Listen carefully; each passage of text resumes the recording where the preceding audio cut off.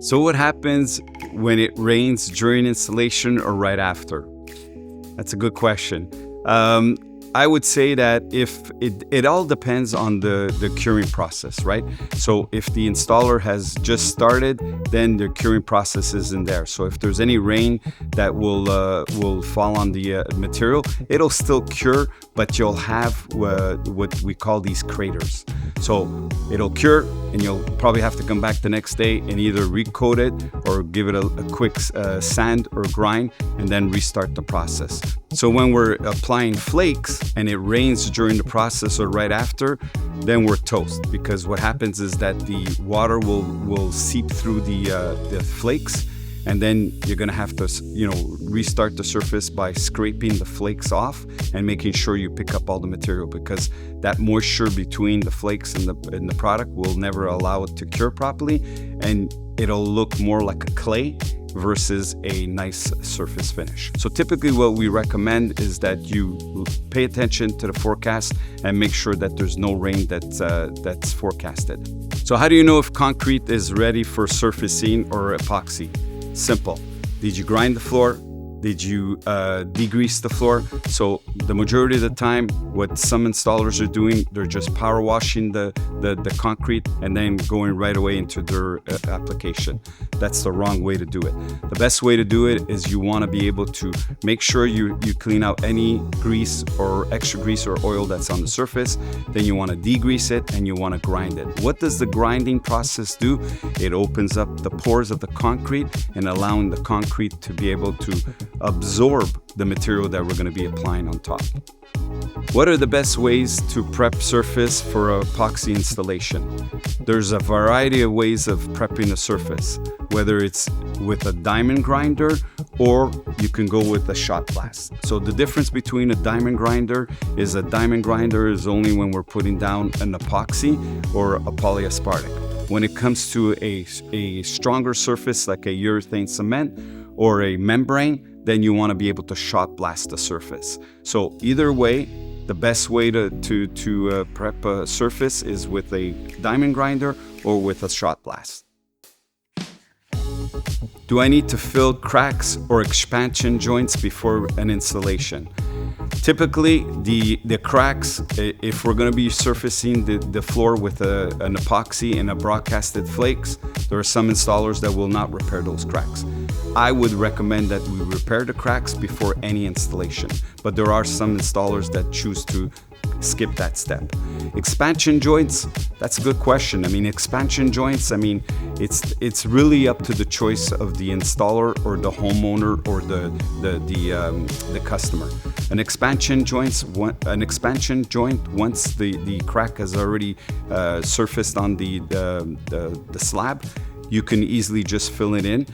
In some cases, we put a polyurea expansion joint filler, and in other cases, there are installers where they clean out that crack, fill it in with a polyurea crack filler, and then just coat it. So it's really up to the installer and the customer. Can epoxy be installed over an existing surface like paint or other coating? The answer is no. You always, especially if it's paint, you want to be able to diamond grind the surface, make sure that it's clean from any existing paint that's on there, and then when you're grinding the floor, obviously you're allowing to open the pores of the concrete, so you're allowing the absorption of the product that we're going to be putting, whether it's a polyurea primer or whether it's an epoxy. So how do I choose between an epoxy coating, a polyurea coating, or a polyaspartic? So typically what you want to use as a base coat is going to be an epoxy or a polyurea primer. What's the difference between an epoxy and a polyurea? Simple. The polyurea is a quicker return to service, has a tendency of curing quicker, and easy to work with. Epoxy is a good product to be used in a solid surface. It's a strong material, it's a strong resin. So both are unfortunately not UV stable, so these are going to be used as base coats. Your polyaspartic is always going to be used as a top coat. Why? Because Polyaspartic doesn't like to go direct to concrete because of moisture. So we always recommend to use the Polyaspartic as a top coat because it's got good resistance to chemical, to UV stability, and to scratch resistance. So these are the recommendations I would say. So how long should I wait between installations for an epoxy or a polyaspartic? Both are very much different. So let's start with the temperature. So the recommended temperature is always 70 degrees. So the higher we go in temperature, the quicker the material will cure. The lower the temperature, the longer it will take to cure. Typical temperature is 70 Fahrenheit. So let's start with our epoxies. Both products, epoxies or polyaspartics, have a 24-hour recoat time. So if we go over that 24 hours, then we risk having to sand the floor before we make before we apply the next application. Why? Because you don't have that adhesion force anymore. So by sanding it, you're creating that adhesion force. So now, epoxies, typically what you want to do is you want to let it cure at anywhere between 8 to 12 hours, depending on the temperature.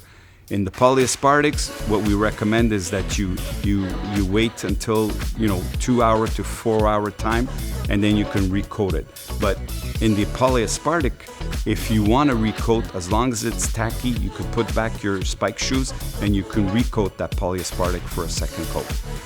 How resistant are these products to heat, UV, and chemical? Simple. I mean, when we talk about our epoxies, some of our epoxies can come chemical resistant, but they don't have any UV stability. They could get UV stability in an epoxy. These are specialized products. So you could get a UV stable epoxy, but you would have to special order it. When it comes to scratch resistance, you have more of a scratch resistance in our more premier products like polyaspartics. So when it comes to the epoxies or the polyureas, there are certain limitations to chemical, heat, and scratch resistance and UV stability. But when it comes to the polyaspartics, these are a lot stronger products where you can have your UV stability, your scratch resistance, your chemical resistance, and your heat resistance. It has a pretty good heat resistance. So I would say between the epoxies and the polyaspartics, your polyaspartic is always your top coat because you're going to be protecting yourself from these four elements.